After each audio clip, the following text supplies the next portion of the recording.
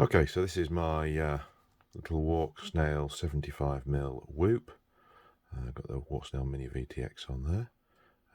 It's running. It's actually the flight controller and motors from a fairly standard Mobula 6 that I've transferred over.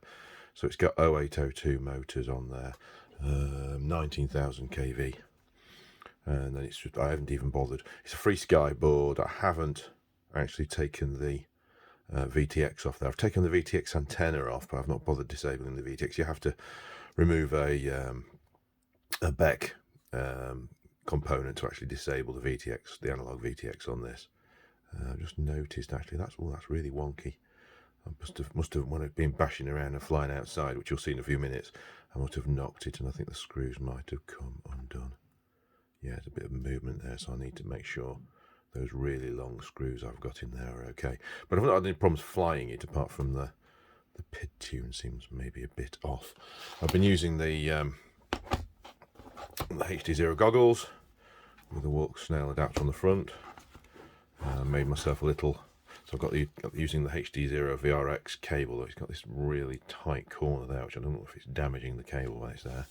And then I've got a little dual adapter to my little homemade 2S 5000 mAh Li-ion battery there.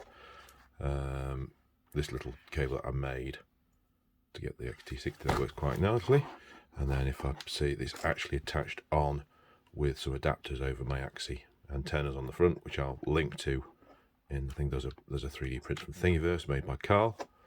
And it seems to hold on nicely. If you haven't got the cables plugged in, it will just come off. But as soon as you've got the cables plugged in, they stay on nicely. I've also, because I was quite annoyed that you have to have the power all the time, I made this rather strange little device here. And what we've got is we've got a plug that goes in, so that's the standard Walksnail USB adapter that goes down this cable. And then I've got another one, and this has got a 5-volt BEC, although it's actually not, that's 3.3 volt BEC. It's an adjustable BEC of many different types, and you can actually adjust the power on it down, and then that plugs in there. And then what I've found is, as long as you're using a USB 3 connector on that can that supply enough power, and you just plug both those into your laptop, into your computer, and you can get access to the onboard memory. So the reason why I've done this is I wanted to get a bit more higher resolution image on a small quad, a better quality image. I've certainly achieved that. As I say, the problem I've got at the moment is it sort of seems to jiggle a bit in flight, as you'll see in the flight video, which I'll show you in a moment. But I'm wondering whether I can sort that out with a PID tune. It's running Quicksilver at the moment, and I've only been flying in level mode. Okay, and so onto the flights outside. Oh, just one last thing before we fly.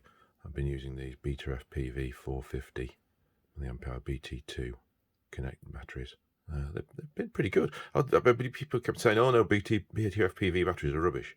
But no, on analog, I was getting 7 minutes without the Walksnail system on, and I'm now getting 3-4 minutes instead. They seem to be performing all right. I do think I might need some bigger motors on. Anyway, yes, as I was saying, back to the flight video. Flying around with this little quad with Walksnail on it. Ah! Oh God! Why am I so? It's probably because it needs so much throttle to actually take off. But yeah, it's a bit jiggly.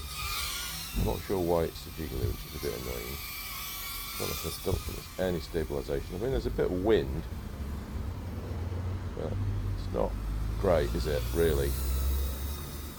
Right, okay. So let's see about. I've done this a couple of times already. I'm going to see about going round the other side of the house. Oh, onto the shed. Oh, through the tree. Right, now then. Okay, I fail virtually every time I've actually gone through here. Hey, oh yes. So this is right around the other side of the house, and it worked. My HD0 would have broken up completely by then. The first time I did it, I did get unbelievable amounts of latency. But this time, that's actually just about flyable. Just about. Go around again. What I'm going to do is I'm going to do the wild thing and go round the other way. Here we go. Whoa, whoa, whoa, whoa, whoa, whoa. There we go. Level mode is great. This quad is so hard to fly. Oh, here we go. Gone round. Oh, that was Free Sky complaining. Oh, that's a bush. That's a bush. I'm in a bush. Get out of the bush. If you can get, I'm out of the bush. Woohoo! I'm not conceding. I'm going to get a bit of height. Let's all look around. Oh, yeah. Here we go. And we'll come back down again. Oh, so I've had flown for a couple of minutes. It's still going away. Let's go down and let's try flying around again. Oh, I'm going to put quite a lot of throttle on to get anywhere at all. Right. Way, don't go. Yeah, Free Sky really doesn't like this because this is a Free Sky squad, which is not fucking good. So he's quite interesting. I'm losing Free Sky telemetry, and I fail-safe around there in the past. Before I'm losing the Walksnail signal. I am running at what it says is 500 milliwatts. I have no idea whether it really is. Because I understand there's very lot of white out there. It doesn't handle dynamic range this very well, this camera. Try again, it's up over here. Ooh. So I can fly around the house, which I couldn't do before.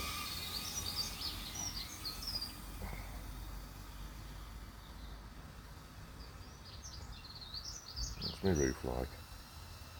Roof is just fine. Oh god, where am I? Come back down again. 3.4 volts, yeah, we're getting there. So I've managed 3 minutes, that's not bad. Shall we have one last trip around the house? Go on then. One last trip around the house. Here we go, and up. Oh god, oh god. So I'm recording the audio on my phone because I couldn't get it to work to record anything in the goggles from the HDMI, which is a bit of a shame. Right, and I think I'll come in at that. And of course I missed the flipping